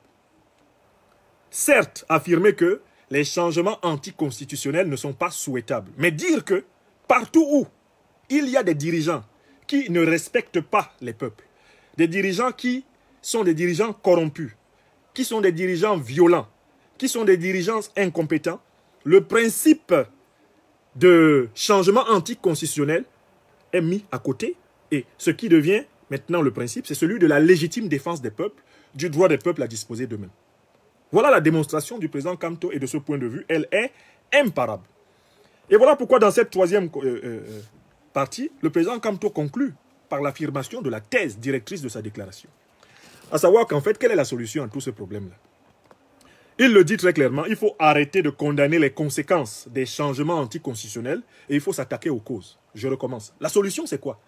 Il faut arrêter de condamner les changements anticonstitutionnels et s'attaquer aux causes de ces changements. C'est-à-dire, au lieu de condamner le peuple malien qui résiste contre un dictateur corrompu, violent, incompétent, il faut s'attaquer à la corruption, à la violence, à l'incompétence des dirigeants. Si on peut s'attaquer efficacement à cela, eh bien, on sera légitime pour condamner tout peuple qui ne respecte pas un dirigeant, un gouvernement qui le respecte. D'ailleurs, aucun peuple ne peut se rebeller contre un gouvernement qui le respecte, contre un gouvernement qui le protège, contre un gouvernement qui juge les affaires en équité, contre un gouvernement compétent. C'est du jamais vu. Dans l'histoire de l'humanité, aucun peuple ne s'est attaqué à un gouvernement compétent, à un gouvernement juste, à un gouvernement légitime, à un gouvernement exemplaire. Jamais. Au contraire, lorsque les peuples ont des gouvernements qui sont justes, qui sont légitimes, qui sont efficaces et compétents, les peuples les aiment et les protègent. Donc le président Kamto dit, arrêtons de faire ce qu'on appelle des pansements sur une jambe de bois. Vous voyez quelqu'un qui vient vers vous, il marche. Après vous vérifiez, vous voyez que son pied droit là, c'est un pied en réalité qui a été un pied coupé. Ça a été remplacé par une jambe de bois. Et puis, vous dites que vous voulez soigner cette personne et vous faites un pansement avec beaucoup de mercurochrome sur le bois. Vous allez soigner quoi? Vérifiez plutôt la jambe, la vraie jambe qui est blessée. C'est le cas des peuples africains aujourd'hui. Quelle est la jambe qui est blessée? Les peuples africains sont pris en otage par des régimes, des gouvernements corrompus, soutenus par la finance internationale, soutenus par l'ancien réseau colonial, soutenus par l'impérialisme des 5 puissances du Conseil de sécurité de l'ONU. Voilà. Voilà la situation des peuples africains. Aujourd'hui, si on veut aller vers une solution viable, il faut accepter que les peuples africains aient le droit de choisir vraiment leurs dirigeants, aient le droit d'agir sur leur propre destin. Et pour cela, il faut que les peuples africains se débarrassent des dictateurs. Et partout où les peuples africains se débarrassent des dictateurs, il faut les soutenir. Le président Kamto dit donc que la solution, partout en Afrique, pas seulement au Mali, c'est la mise en place consensuelle des règles du jeu démocratique. Je recommence. La solution, pas seulement au Mali, mais partout en Afrique, c'est la mise en place consensuelle des règles du jeu démocratique. Et voilà pourquoi le président Kamto soutient le peuple malien et il dit non aux sanctions de la communauté internationale contre le peuple malien. Car dans l'affaire qui oppose le peuple malien à la dictature d'Ibrahim Boubacar Keïta, c'est la dictature d'Ibrahim Boubacar Keïta qui est l'agresseur et le peuple malien n'est qu'en légitime défense. Le président Kamto affirme donc le soutien du peuple camerounais au peuple frère du Mali parce que c'est le même combat qui se mène ici et là. Il s'agit de se battre contre des individus soutenus par des puissances corruptrices et ces individus qui agissent au détriment des intérêts de nos peuples, des peuples africains. That is the question. Et maintenant, on peut appliquer tout ceci pour conclure au cas du Cameroun. Qu'est-ce que cela veut dire pour le Cameroun? Qu'est-ce que le président Kamto voulait dire aux Camerounais? Parce que les Camerounais peuvent être là, ils n'ont pas compris que c'est à eux que le président Kamto parle depuis. Le président Kamto a rappelé dans la déclaration quelque part que le MRC demeure attaché. Le MRC réaffirme son attachement constant et renouvelé au respect des principes démocratiques, notamment l'exigence d'user de moyens pacifiques et électoraux pour accéder au pouvoir. Pourquoi le président Kamto a dit ça? Il a dit cela pour dire que lui, il ne sera jamais le chef d'une rébellion militaire au Cameroun. Il faut que tout le monde note. Parce que quand on a un leader, il faut connaître quels sont ses marqueurs. Le président Kamto reste ferme sur cette position. Lui, le président élu du Cameroun, Maurice Kamto, dit et répète qu'il ne prendra pas les armes au Cameroun. C'est une position d'un pacifisme radical. S'il dit qu'il ne prendra pas les armes au Cameroun, le président Kamto, par contre, pense que la solution contre ceux qui ont les armes, c'est la mobilisation populaire massive du peuple camerounais qui devra submerger la police, la gendarmerie et l'armée camerounaise et les empêcher d'utiliser les armes contre notre peuple. Le président Kamto pense que nous pouvons mobiliser la force du nombre pour empêcher la violence. Je recommence. Le premier point que les Camerounais doivent noter dans le langage, le message subtil que le président Kamto a glissé pour eux dans cette déclaration, c'est 1. Lui, le président élu Maurice Kamto, reste partisan de la lutte non violente. Mais le président Maurice Kamto fait une analyse stratégique profonde depuis longtemps. Il dit aux Camerounais que sans utiliser des armes, on peut mettre fin à une dictature. Sans utiliser des armes, on peut mettre fin à une dictature. D'ailleurs, pour parler du cas malien, je vous rappelle que les militaires maliens n'ont tué personne. C'est seulement le nombre de Maliens qu'il y avait dehors. Est-ce que vous vous rendez compte que le peuple malien a même accompagné les militaires maliens dans la résidence d'Ibrahim Boubacar Keïta pour le prendre? C'est-à-dire que la garde personnelle d'Ibrahim Boubacar Keïta elle-même a conclu à la quantité de Maliens qui étaient dehors. Le jour où Ibrahim Boubacar Keïta a été pris, ce n'est même pas la peine de tirer une cartouche. Donc le président Kamto croit que la solution du changement politique au Cameroun réside dans une mobilisation générale qui submerge l'appareil répressif et l'oblige à ne pas combattre, le contraint à ne pas combattre.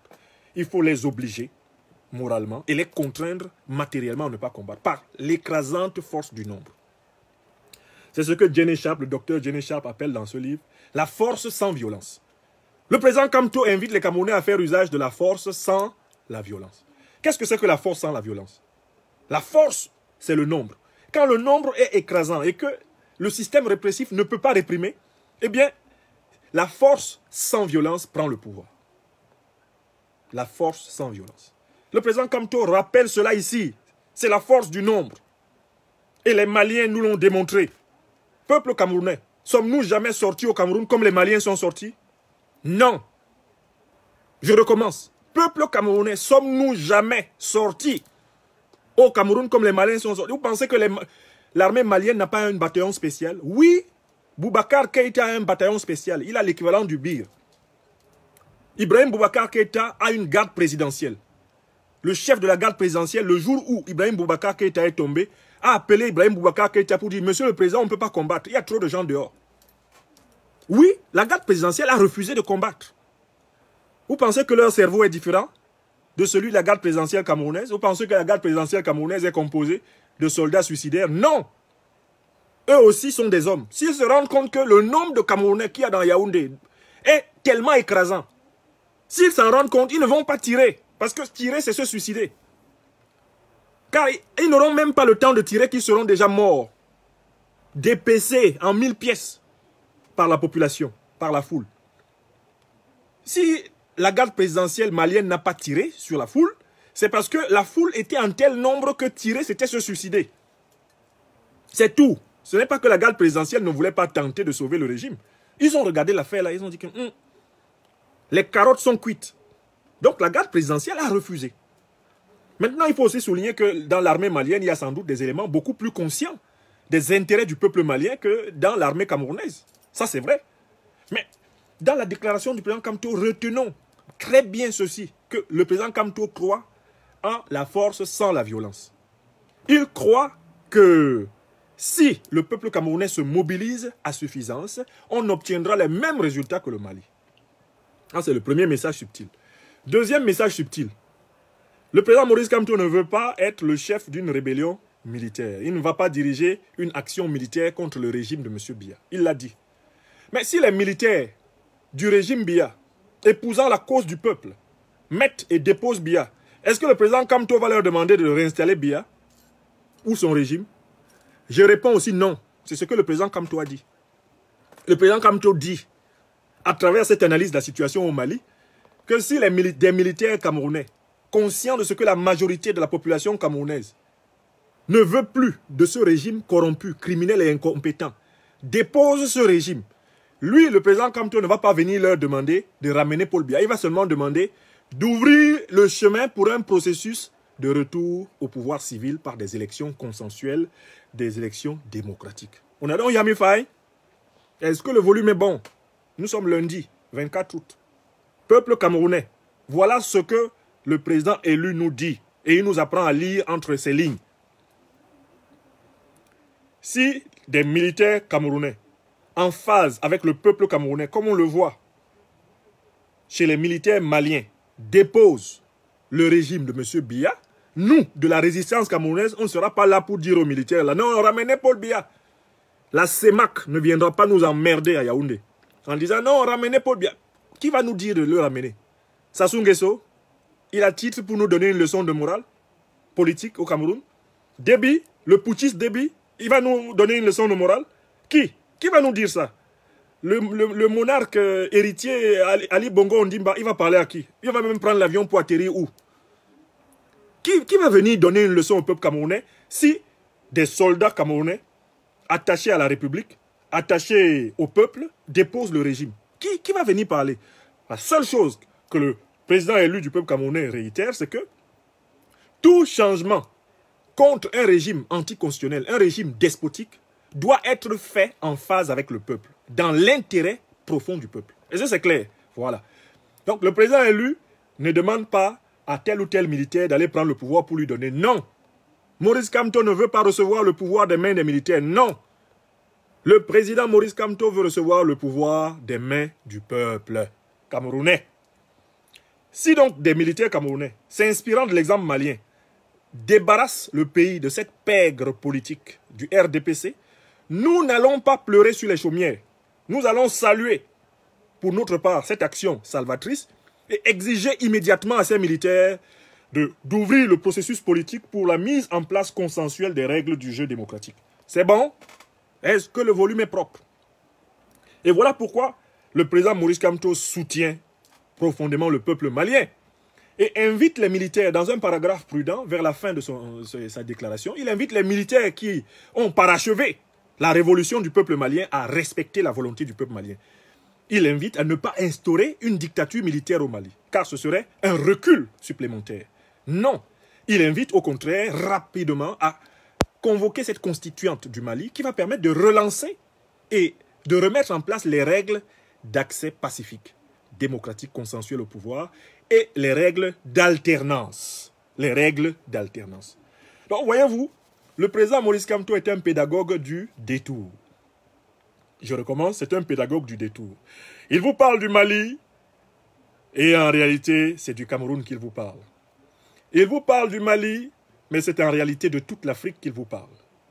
Il vous parle de ce qui se passe à pratiquement 2000, 3000, 4000 km des frontières du Cameroun, mais en fait, il vous parle de ce qui se passe à cet instant précis à Douala-Linondé, à ce qui se passe dans Yaoundé, des Elobi, à ce qui se passe dans Bafoussam, à ce qui se passe actuellement dans Garoua, dans Maroua, dans Gaoundéré, et à ce qui se passe dans tous les autres pays, pris en otage par des oligarques comparables. Voyez-vous, tel était le message subtil qui était ici. Et j'ai donné cette conférence aujourd'hui en portant ce t-shirt bleu éclatant qui m'a été offert lors du séminaire du mouvement de la Renaissance du Cameroun ce week-end, le week-end passé, par des compatriotes. Je salue ici Kamoa la Panthère, Blandine Noanet. L'alternance, c'est Kamto. Alors, l'alternance, c'est Kamto, ça ne veut pas dire que nous voulons faire du président Maurice Kamto un dieu du Cameroun. Non, le président Maurice Kamto ne veut pas être idolâtré. Et nous ne sommes pas idolâtres. Il n'y a de Dieu que Dieu. Pour tous ceux d'entre nous qui sont authentiquement croyants ou spiritualistes. Il n'y a de Dieu que Dieu. Maurice Kamto ne veut pas être Dieu. Il ne l'a jamais revendiqué. L'alternance, c'est Kamto, ce n'est pas une divinisation du président Kamto. Donc, vous enlevez d'abord ça, premièrement. Deuxièmement, l'alternance, c'est Kamto, ce n'est pas une intronisation du président Maurice Kamto. Le Cameroun, auquel nous aspirons avec le président Maurice Kamto, ce n'est pas une monarchie. Le président Maurice Kamto exerce l'effectivité du pouvoir. Il fera le nombre de mandats que le peuple accorde à tout dirigeant camerounais. Et ensuite, il quittera le pouvoir pour devenir ancien président de la République. Notez-le bien dans un coin de votre esprit. Et je m'adresse ici autant aux membres du régime, au dernier support du régime criminel de Paul Biya, qu'à toute la résistance camerounaise.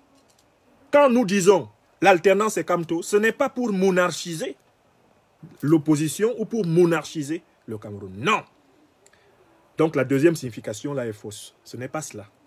Ni idolâtrie, ni monarchisation. Alors que signifie l'alternance c'est Kamto? Ça veut dire que quand vous lisez la déclaration que vient de faire le président Maurice Kamto sur le Mali, une déclaration donc indirecte sur le Cameroun, vous vous rendez compte que ce monsieur est l'incarnation de la conscience de notre résistance aujourd'hui. Je recommence. Parce que ça peut vous échapper. L'alternance c'est Kamto signifie le président élu Maurice Kamto est le visage qui incarne le désir de changement consensuel, positif du peuple camerounais. Il est le visage symbolique incarnant l'alternance. That is the real meaning. Don't put something else inside. Kamto is not asking for being God. He will never accept to be praised like a god. No.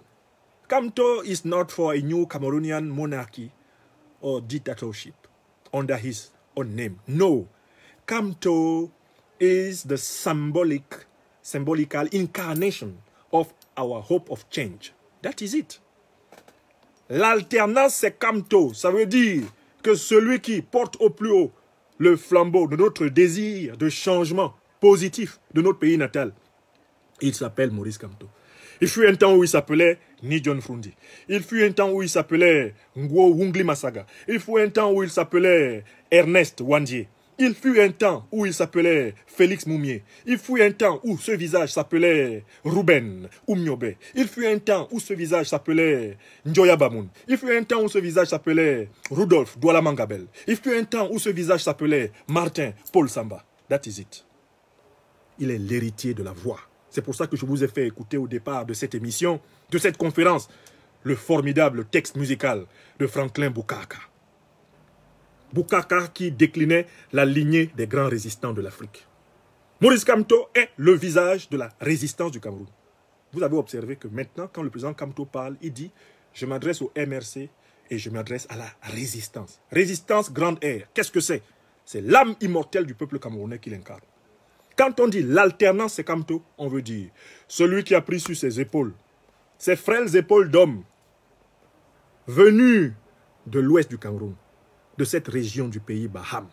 Celui qui a pris sur ses épaules ce que portèrent sur leurs épaules les Kouvali Kenyé, les Martin Paul Samba, les Douala Mangabel, sur leurs épaules frêles, les Oumniobe, sur leurs épaules frêles, les Félix Moumier, les Abel Kingé, les Osende Afana, les Ernest Wandier, les Wungli Masaga, les Ni John Frundi. Celui qui a ça sur ses épaules actuellement, que tu montes, que tu descendes, que tu sois menteur ou véridique, il s'appelle Maurice Kamto.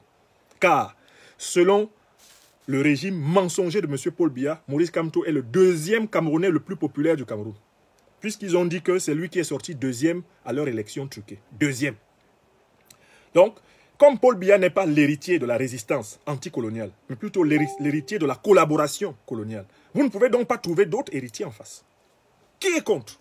Qui s'est dressé contre? Qui est l'homme qui incarne la contradiction fondamentale? The name of that man is Maurice Kamto. So he is the face, the figure of our resistance. That is why we say alternation in Cameroon is Maurice Kamto. Donc il faut que tout le monde s'élève dans la compréhension de ce mot, de cette devise. Parce que le président élu, Maurice Kamto, en fait, il incarne l'espérance la plus profonde du peuple camerounais aujourd'hui. Voilà pourquoi nous disons que le changement, c'est lui. C'est un symbole. Le président Maurice Kamto est un mortel. Que Dieu lui accorde les jours les plus longs. Mais vous, moi, tous ici, nous allons un jour partir. Mais c'est un mortel investi par une mission immortelle. Conduire le combat du peuple camerounais. Et il l'a dit lui-même, dans l'ordre. Première chose, le président Maurice Kamto dit, le MRC et la résistance sont avec le peuple camerounais. Pourquoi? 1. La libération nationale. Notez bien, libération nationale. Qu'est-ce que la libération nationale? C'est la récupération de la souveraineté volée du peuple camerounais depuis 1960. Donc Maurice Kamto se connecte à la source du problème national camerounais. En parlant de la libération nationale, il ne parle ni plus ni moins que la récupération du droit du peuple camerounais à disposer de lui-même. C'est-à-dire choisir librement ses propres dirigeants. C'est propre. Ensuite, il dit le progrès partagé. Ça, c'est la dimension socio-économique. On ne peut pas parler d'une libération nationale s'il n'y a pas un meilleur partage des fruits de l'effort collectif. C'est la doctrine socio-économique qui se glisse ici. Celle d'une égalité socio-économique, d'un élargissement de l'assiette des droits économiques et sociaux de base. Et puis, il va plus loin. Démocratie et état de droit. Donc, le combat du peuple camerounais, il a 3 points fondamentaux comme le triptyque de la lutte de libération du peuple camerounais qu'incarnait l'Union des populations du Cameroun, d'Oumniobe, de Félix Moumier, d'Ernest Wandier. C'était quoi le triptyque? 1. L'indépendance du peuple camerounais dans l'union de ces populations. 2. L'élévation du niveau de vie du peuple camerounais, n'est-ce pas? C'était ça le triptyque. Et puis, troisièmement, la mise en place d'une solidarité nationale active à tous les niveaux de la vie publique. C'était ça le triptyque. Le président Kamto assume ce triptyque. Quand il parle de libération, il se connecte à la problématique de l'indépendance. Quand il parle de progrès partagé, il se connecte à la problématique du bien-être, l'élévation du niveau de vie. Quand il parle de l'état de droit et de la démocratie, il se connecte à la problématique du pluralisme et d'une civilisation politique moderne. Ne voyez-vous pas que le Mali en a besoin? Ne voyez-vous pas que la Côte d'Ivoire en a besoin? Ne voyez-vous pas que le Togo en a besoin, le Sénégal, le Niger, le Bénin? Ne voyez-vous pas qu'ils en ont besoin? Le Burkina, la Guinée-Conakry. Toute l'Afrique n'en a-t-elle pas besoin? Ne voyez-vous pas que toute l'Afrique centrale en a besoin? Le Gabon, le Congo, les deux Congos, la Guinée équatoriale, le Tchad, la République centrafricaine, le Cameroun. Ne voyez-vous pas qu'elles en ont besoin? C'est de cela qu'il est question. C'est de cela qu'il est question. La libération nationale de l'Afrique noire. Et voilà pourquoi cette déclaration, je ne pouvais pas la laisser passer inaperçue.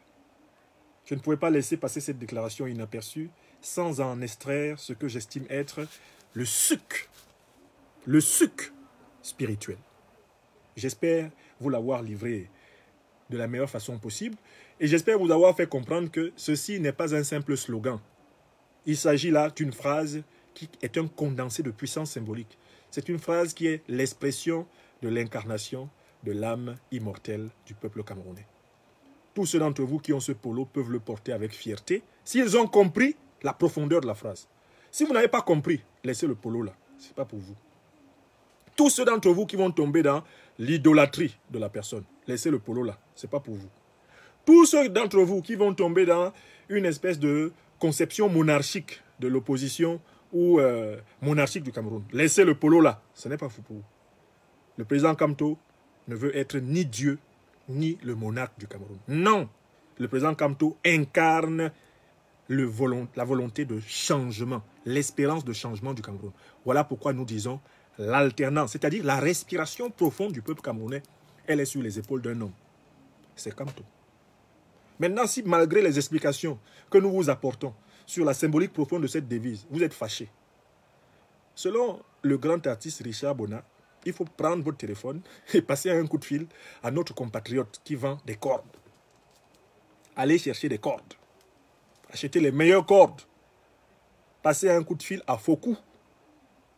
Et servez-vous à volonté. Car les 12 000 morts du Cameroun anglophone, les nombreux morts de tout le Cameroun, le million de morts de 1955 à 1971, c'est une tragédie encore plus immense que vos contorsions de diablotins sur lesquels le président élu déverse simplement un peu d'eau bénite. Fiers compatriotes qui avaient compris la dimension de ce symbole, de ce marqueur, eh bien, distribuez et portez ce t-shirt à volonté. Et expliquez partout à tous ceux qui sont encore dans des interprétations élémentaires, obscurantistes, ténébreuses, enfantines, tribalo-centrées de notre combat. C'est lui, le président élu, l'incarnation de notre désir de changement.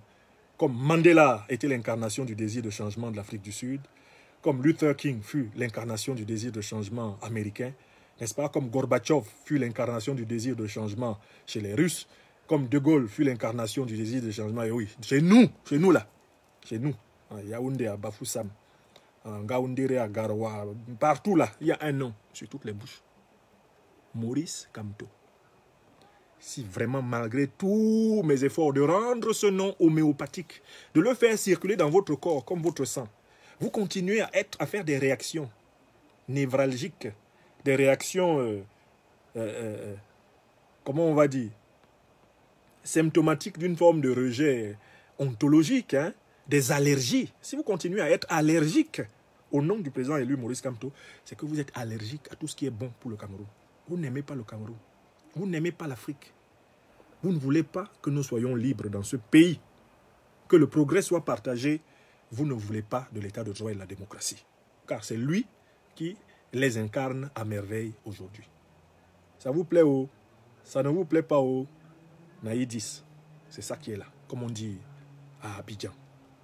Je salue le peuple malien et je voudrais dire au président élu Maurice Kamto, qui, je le sais, regardera peut-être plus tard, parce qu'il a une grosse journée à Yaoundé aujourd'hui, cette vidéoconférence, je voudrais lui dire que l'Afrique des intellectuels, l'Afrique des libertés est fière quand la voix du Cameroun parle en faveur de l'Afrique. Par cette communication, Monsieur le Président, vous vous hissez à la dimension d'une voix du Cameroun qui parle pour l'Afrique. Nous ne pouvons que vous adresser en ce sens nos hommages et notre reconnaissance. Le peuple frère du Mali recevra votre texte. Je le ferai acheminer dans toutes les franges du peuple fier, du peuple frère du Mali. Vraiment, personnellement, cette communication, cette déclaration ira dans les entrailles du M5. Cette déclaration atterrira aujourd'hui même sur la table du formidable imam Diko, 10 heures de vérité de la place du Mali, qui a remercié tous les Africains qui soutiennent le peuple martyrisé du Mali depuis plusieurs mois, depuis plusieurs semaines, depuis plusieurs années. Moi, je suis par ailleurs professeur de l'université malienne, professeur de philosophie J'interviens à l'université catholique de Bamako. Depuis une dizaine d'années, j'ai donné pas mal de séminaires et de cours. Donc j'ai formé. Et je vous dis merci au nom de l'intelligentsia, sœurs et frères du Mali. Je vous dis merci, Monsieur le Président, et je ferai écho de votre position partout en Afrique de l'Ouest. Elle sera même publiée aujourd'hui même sur le site du président Guillaume Kibafori Soro en Côte d'Ivoire, car c'est une déclaration convergente avec nos positions dans la bataille contre les satrapes ouest-africains. Thank you, Mr. President. À bientôt à tous. Portez-vous bien. Afrique à Mobimba.